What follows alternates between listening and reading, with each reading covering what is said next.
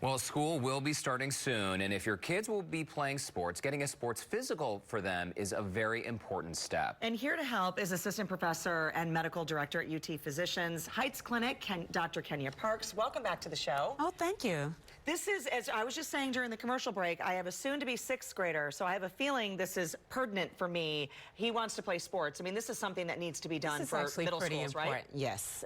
Typically, they start around 10 to 12, a lot in high school, and it's actually like a very important thing because we want to make sure that there's no issues before they participate. And to be clear, too, this is much different than a wellness check that you do, you go to the doctor for your kids. Explain the difference. So we focus on different things. Like when we talking about like sports physicals, we want to make sure that there's no pre-existing condition that could affect their play.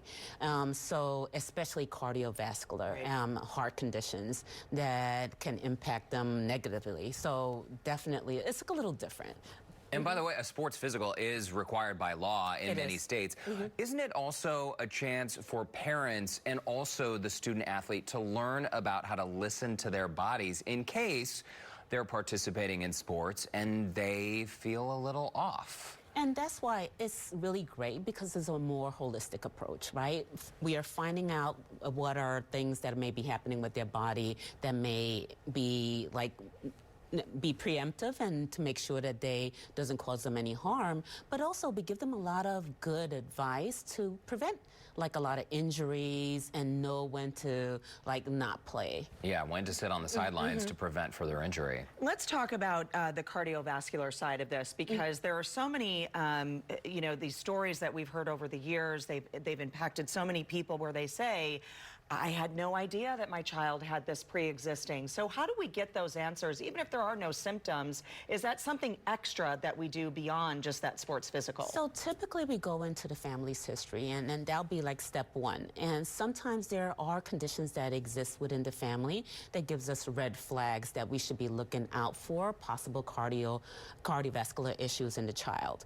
And the other thing is that a lot of times there may be small signs that are being ignored by the child or the parent that we are very keen to, that we'll be able to pick out. And so, and if it's necessary, we'll do further testing or refer to a cardiologist. But that cardiovascular evaluation, that is part of the sports physical, right? So the heart is going to be checked out. And of course, checking out the list of medications that a young person is on, this is something that many parents overlook, right? Right, exactly. And so not only cardiovascular, but respiratory if they have asthma. So it's like a holistic approach to make sure that they're ready to play. And so, yeah. I think it's really interesting, too, because, you know, as the child starts to age, you bring them into the picture as far as these are the things that you had, or if it's asthma or anything else, that you're now involving the child in the conversation, you know, and that's allowing them to really listen to their bodies, whereas sometimes maybe kids don't know what these warning signs can feel like. Right.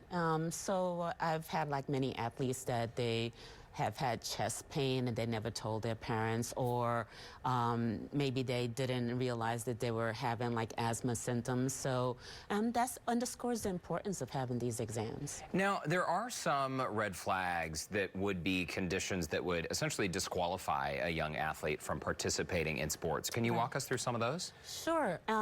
Like, for example, cardiomyopathies or prolonged QT syndrome. And then there may be something specific to certain type of sports, like individuals that have seizure disorders. So they may not be able to play certain sports, like maybe like if they have uncontrolled seizures, doing archery may not be the thing. So it really depends, but definitely like a lot of the cardiovascular issues that like cardiomyopathies and prolonged QT and arrhythmias. And again, it's not about excluding these athletes. The bottom line is we want our young people to have a good time, but also be safe, and we're trying to prevent injury and in extreme cases, death. It's more protective for the child. And before we know it, school's going to be here. I know it's the end of August, August 26th, I believe, for HISD. So surrounding districts there, you know, right around there, plus or minus. So it's important to schedule the physical at least 6 weeks before that first scheduled practice.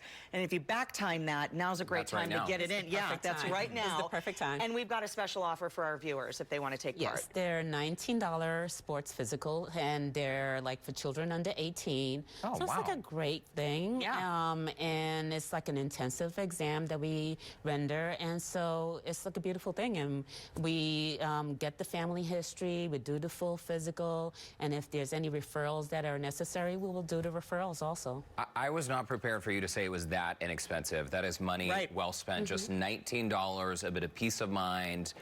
Give your child some preventive safety, right? Absolutely. Dr. Parks, thank you so much. 13 community locations. If you would like to schedule your sports physical or learn more about them, you can visit your nearest location. You can find them by visiting utphysicians.com/sportsphysicals, or you can give them a call at 888-4UT-DOCS, 4UT-DOCS. Dr. Parks, thanks so much for stopping by. Good to see you. Appreciate it. Hard to believe we're already talking about the beginning of school. I know. All right, coming up next, guys, take your pecan recipes, kick it up a notch, forget the